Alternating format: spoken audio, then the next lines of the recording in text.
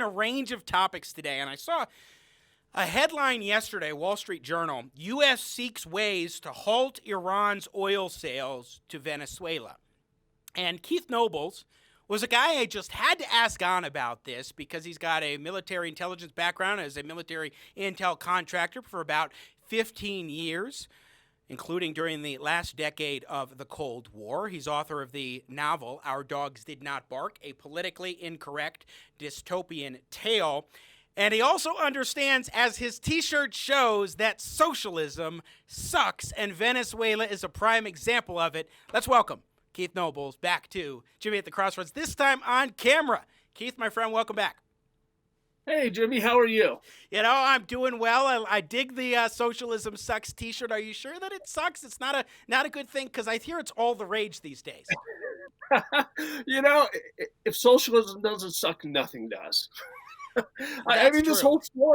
the whole story here with Venezuela buying oil from Iran. If you think about this for a moment, look back at 20 years of history. So let's start with the facts. Venezuela is generally recognized to have the largest known oil reserves in the world. They have more oil than anyone else has, and they're buying oil from Iran.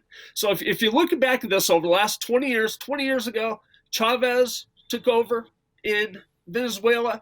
Chavez, basically the model was, we're going to implement socialism, and we're going to have the profits of our oil industry pay for this. We're going to take the money, the profits of the oil industry, we're going to redistribute that back to the people, and it will be wonderful. And of course, that never happens. For all the countless reasons socialism always fails, that did not happen. And it started not happening pretty quickly.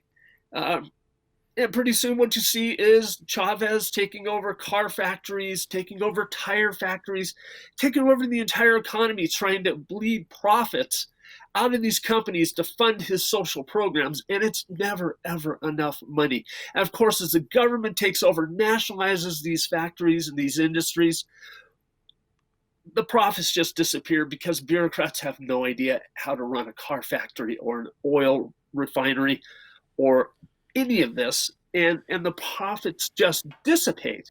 And now there's no money going to pay for these social programs, and these people are in ever more poverty because they no longer have jobs in the car factory or in the oil fields, and those things are not producing a profit. And so there's no money going to the social programs, and everybody's now much poorer than they were.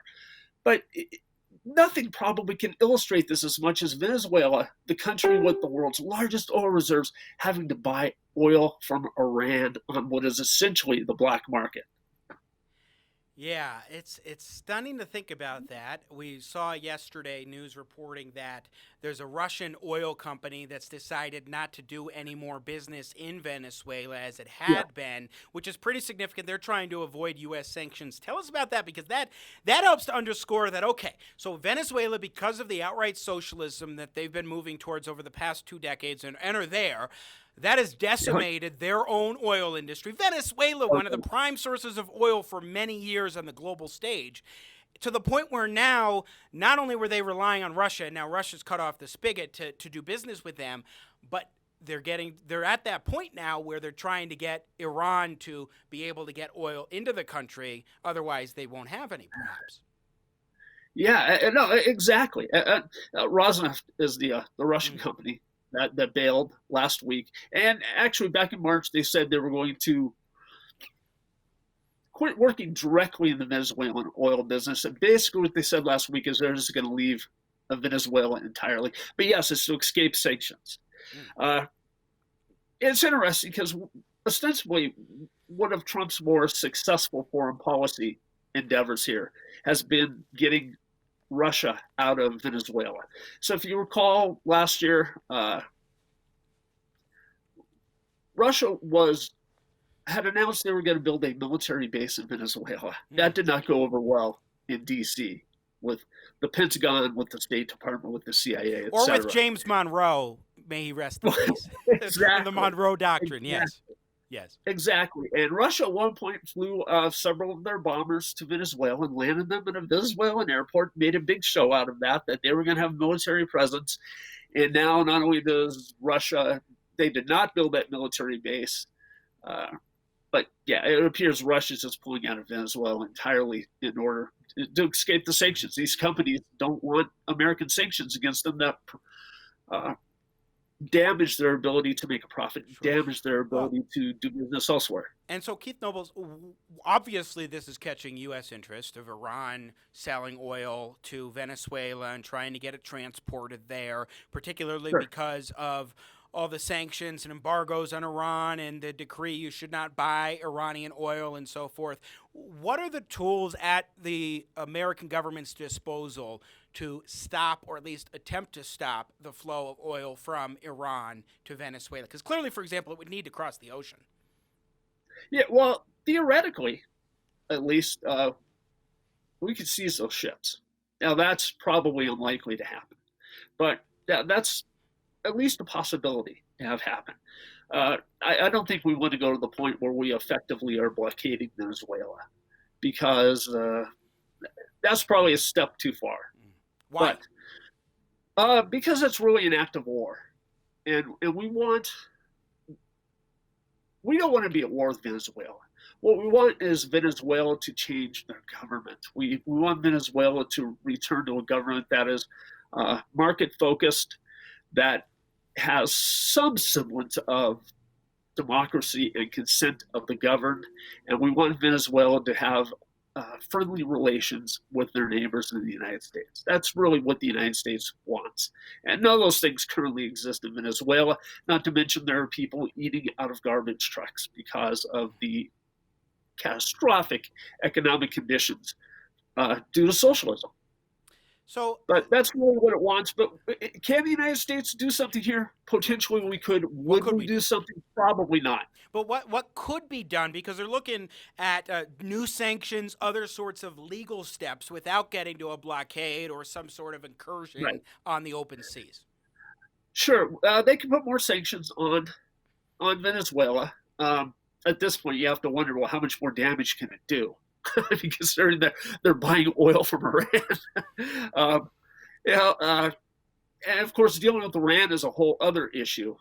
Right? I mean, Iranian oil exports have gone to probably pretty close to zero here as of late. Last numbers I saw, which were for April, I believe, officially, according to Iran, they were 13% unemployment and 46% inflation. Iran is economically hurting very badly. And that is primarily due to sanctions. And those numbers were what it would have been even before the collapse in oil prices. So now it's from Iranian's point of view, it's even worse because what little oil they may be able to export, they are probably not getting very much money for compared to what it was, say, 8 or 10 weeks ago. Keith Nobles, again, our guest here on Jimmy at the Crossroads. So, in terms of the Iranian sphere of influence on the global stage. I mean, this has been an interest of the Trump administration very much. They've shifted fundamentally. We've talked about it on the program before, for example, with former ambassador to Bahrain, Sam Zakhem, and then also Fahad Nazer, Sure. the spokesperson for the Saudi embassy in D.C. He's been on the show. And in our conversations there, we've talked about some of the change dynamics as far as the U.S. and fostering stronger relations with the Arab world, particularly in order to combat Iran as a common enemy. How does that regional dynamic in the Middle East, and then also the fact that we've seen China and Russia be more closely aligned and defensive of Iran, maybe fit into all of this? I mean, it seems that as much as we're concerned about Venezuela, there might even be more concern about Iran and its relationship with Venezuela and getting oil and benefiting from getting oil to Venezuela, as opposed to Venezuela itself, that Iran's even more of a concern. I would agree. Iran is much more of a concern than Venezuela. Venezuela is not a concern at all, other than its relative proximity to the United States. Strategically speaking, Iran is much more of a concern than Venezuela is, or Why will is be. that? Uh, well, Iran's trying to develop nuclear weapons. We just start there. They're trying to develop missiles to deliver those weapons. They consistently threaten and even attack United States naval assets. I mean, that list goes on and on and on. Iran has, for 40 years, engaged in, funded, trained terrorists who have operated around the world, killing innocent people. I mean, we could just go on and on and on. Every trouble spot in the Middle East and East Africa that you can name, the people causing that trouble are being funded, trained, and led in some manner by Iran. I mean, it's what Iran does. Yeah. Iran has a particular ideological and theological blend that they believe entitles them to a place in the world that other countries do not agree with, and places them at odds with just within the region, with the Sunni, with Christians, with Jews. They are a mortal threat to all those people because that particular theological, ideological blend does not allow tolerance for those other points of view to coexist with them. Sure.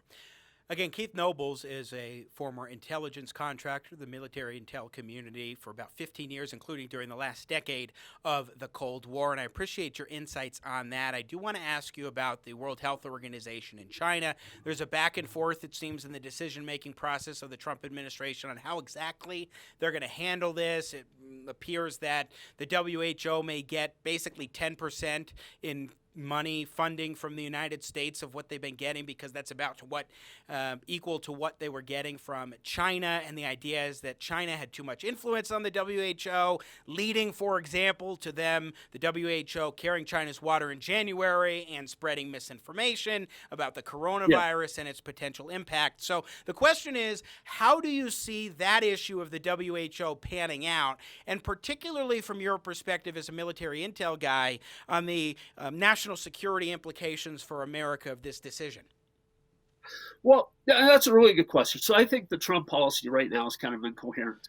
I understood that Trump declining to further fund the World Health Organization, that made a certain amount of sense. I'm unaware of what they're trying to accomplish by now saying they'll fund it at the same level that China did. So the World Health Organization used to have a very exquisite reputation. They used to be considered probably the premier global organization that was actually effective at something. And the last 6 months, I think that reputation of being competent has been utterly destroyed. You're right. They utterly failed in China. The nicest thing you could say is they utterly and completely failed in China. The worst thing you could say is that they were in bed with the communist government of China, right, and did their bidding to the detriment of the rest of the universe. Either way, what should happen to the World Health Organization now? It's probably not going to just go away. It's the weight it carries is undoubtedly greatly reduced because of what's happened the last 6 months. I mean, there's a big question. What does it tell you, though, Keith Nobles, that China seems to have co-opted in one fashion or another the World Health Organization, an arm of the United Nations that was originally created to help stop the spread of infectious diseases across borders? Well, we have talked before, at various times I've been on your programs, about China's ability to do this, to co-opt other organizations, other countries, and the means they do that, be that other countries acquiring territory via debt traps, things like this. If you've noticed, there have been a rash here the last 10 or 12 weeks of arrests in the United States of American academics legally selling their research to China, and people being arrested and charged for that. That's a big deal. So the idea that if you can buy off American academics to sell quite illegally, provide China their research, the idea is you can buy somebody at the United Nations or World Health Organization off. That's pretty obvious. And obviously, this is what China is doing. They're bribing people. They're buying people. That's a horrible thing. And traditionally, there are ways to deal with that that are kind of drastic. But I suspect the United States will end up taking some pretty drastic measures here because it's just unacceptable. Just a final question for you, Keith Nobles, our guest here on Jimmy at the Crossroads. I want to read a couple of headlines that are right up your alley. Now, and I say this knowing that, or with you knowing, as many in the audience do, that I've been a very strong critic of President Trump's trade policy. But there are a couple of headlines from op-eds in the Wall Street Journal in the past couple of weeks. One, May 7th. A Cold War with China would be a mistake. Another, 3 days ago, the U.S. doesn't need a new Cold War. One thing that you have been arguing on my programs and in your own writings and podcasting and so forth, Keith Nobles, has been that we've been in a Cold War with China since the mid-1990s. Why do you say that? Absolutely. Why are people suddenly saying it would be a new Cold War that suddenly comes about right now? Because they haven't been paying attention for a long time. China started a Cold War with us 25 years ago. We, coming out of the Cold War with the Soviet Union, we're kind of trite about it. We didn't consider it to be serious. And in fact, it's only been shortly after 2000, some people started taking it serious and writing about it. But it's only really been last half a dozen years that people said, well, wait a minute, selling technology to China, maybe that wasn't such a good idea if they're applying that technology to ballistic missiles. Giving China access to this and that, maybe that wasn't a good idea if China's applying this and that to how to sink American ships or discover American submarines or any number of other things along those lines. But the Cold War has been there for a long time. We've just been slow to notice it. And it's really been, just since Trump got elected, that whole idea has really come to the forefront. And it should have come to the forefront many years ago. As a country, we were just too busy with other things, and we were not taking it all that serious. I think there's a sense of urgency now to take that seriously, and that's probably a very good thing. And I imagine we're going to view the entire relationship with China very differently after this, economically, militarily, diplomatically, financially. I think this virus probably is probably kind of the capstone on the change in relationship with China. Good points. Keith Nobles, always insightful, former military intel contractor. Check out his novel, Our Dogs Did Not Bark, a politically incorrect dystopian tale, which is all about how socialism sucks. Keith Nobles, my friend, thanks for joining us today. Thank you. Thank you. Once again, Keith Nobles joining us here on Jimmy at the Crossroads.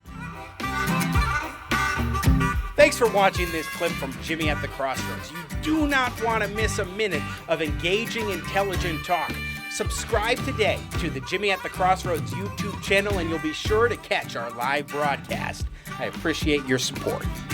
I got Jimmy at the Crossroads, making sense out of no sense.